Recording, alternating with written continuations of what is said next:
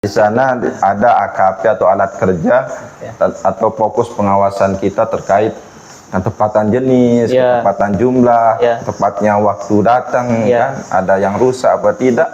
Kan kita sudah mengetahui logistik ini memang dikira orang, loh kenapa hal-hal sekecil itu diawasi, padahal itu sekedar tinta, polpen. Assalamualaikum warahmatullahi wabarakatuh. Waalaikumsalam warahmatullahi wabarakatuh. Senang sekali saya bisa bertemu lagi dengan sahabat Bawaslu. Baik, pada episode kali ini saya memiliki tamu yang ya bisa dibilang sudah sudah senior lah dalam hal mengawasi seperti itu. Terlebih lagi dalam mengawasi logistik. Mungkin Pak Bahar namanya ya, sudah ini jadinya sudah terbocor namanya ini. Pak Bahar bisa memperkenalkan dirinya mungkin? Oke. Terima kasih kepada sahabat saya Pak Imam. Assalamualaikum warahmatullahi wabarakatuh. Waalaikumsalam. Perkenalkan, nama saya Abahar. Saya selaku staf SDMO dan Diklat di Bawaslu Kabupaten Lombok Barat.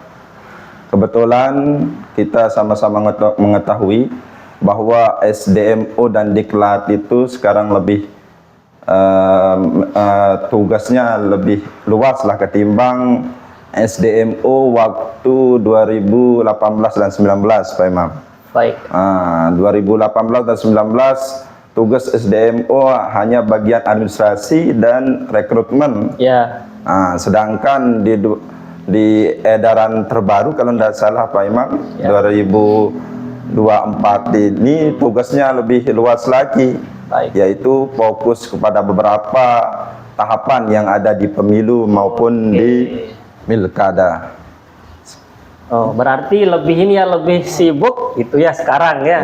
Kemarin maksudnya. Bisa katakan kayak begitu, lebih sibuk ketimbang 2018 dan 19 yang lalu. Kalau boleh tahu, Pak Bahar sudah berapa tahun jadinya di Bawaslu ini?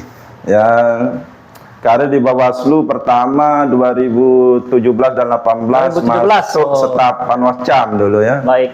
Terus kemudian 2019 baru mulai masuk ke Bawaslu. Oke. Jadinya sekitar 5-6 tahun lah di Bawaslu. Sudah 6 tahunan ya. Wow. Berarti sudah lumayan ini ya, ilmu pengawasannya itu sudah mengakar erat gitu ya. Mudah-mudahan. Baik ya, kalau berbicara masalah logistik ini Pak Bahar, ini kan istilahnya salah satu yang sangat-sangat penting logistik ini Pak Bahar ya.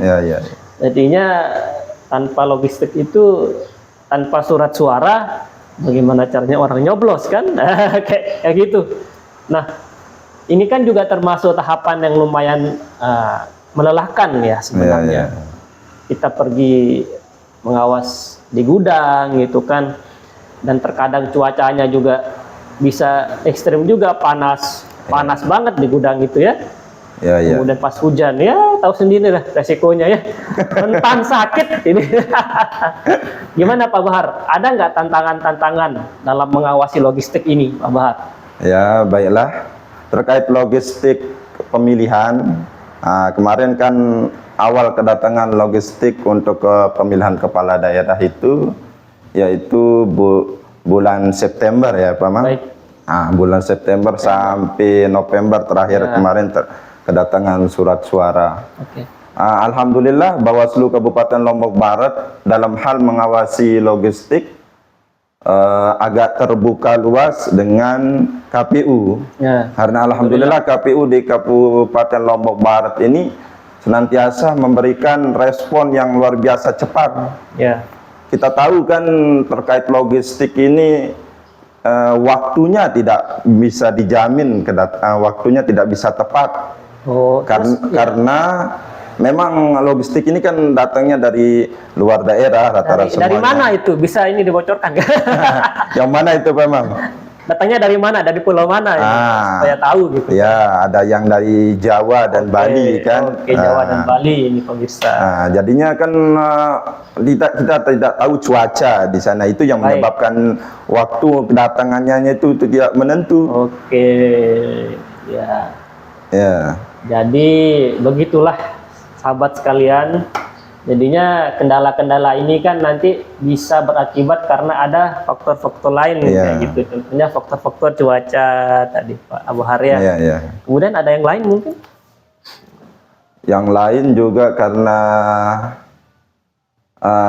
ini yang masih kurang di bagian penyelenggara pengadaan logistik itu terkait dengan jadwal kedatangannya kan melalui aplikasi Silog sih namanya. Silog, Sistem Informasi Logistik. Oke, Silog. Kemarin sih kita supaya kita lebih luas mengetahui kapan datangnya, kapan tibanya, kita sudah berkomunikasi dengan pihak KPU. Alhamdulillah dia memberikan kita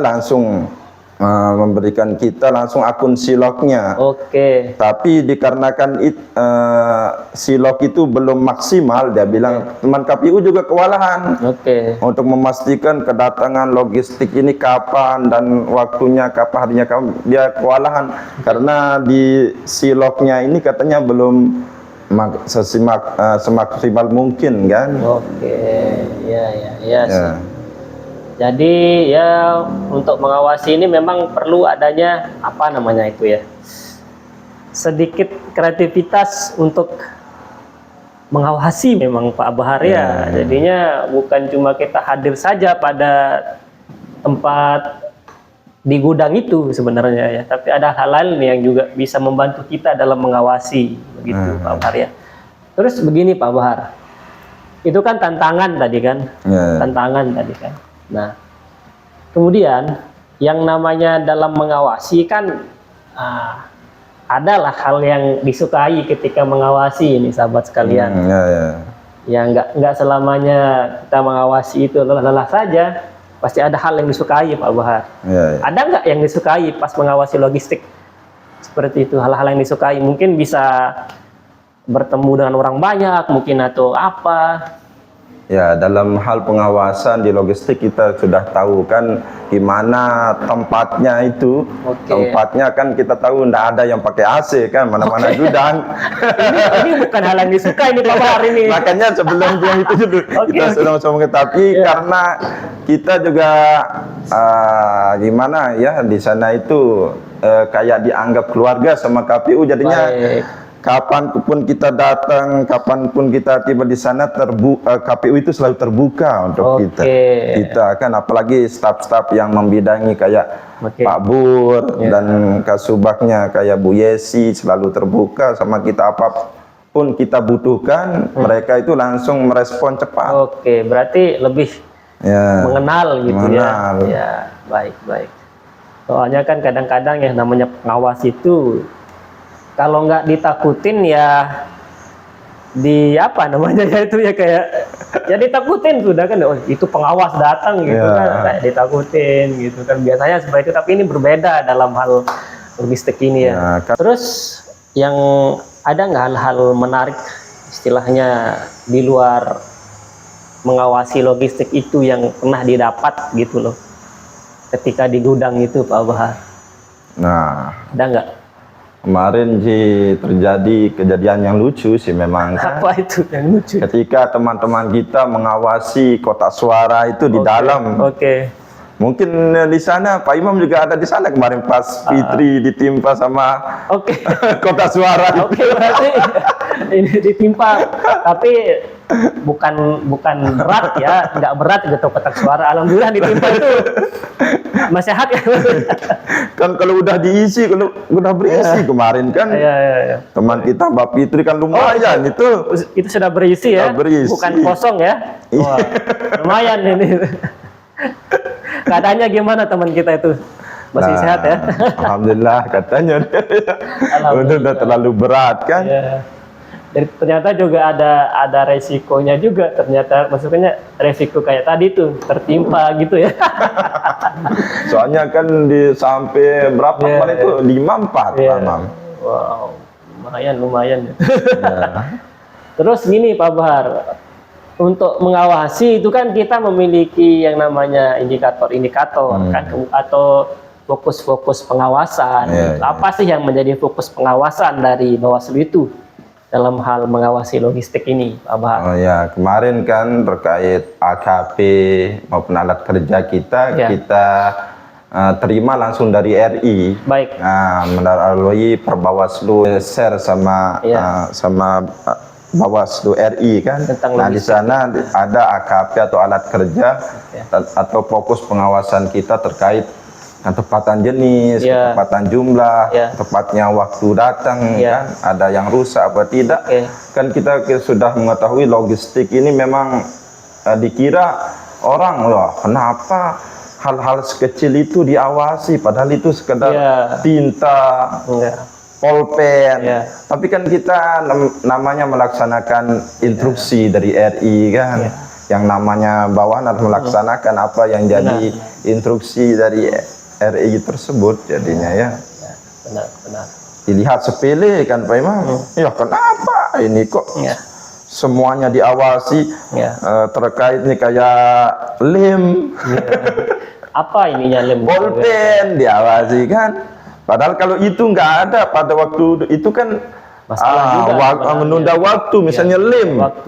Nah dicari lem kemana-mana kan pas waktu di TPS itu. Apalagi yang tinta ini, kalau tinta sampai kurang kan gimana? Makanya Bawaslu selalu sebelum kedatangan logistik sudah kita himbau dulu supaya mempersiapkan tempat di gudang tersebut dengan baik kan. Yang dihimbau KPU KPU langsung.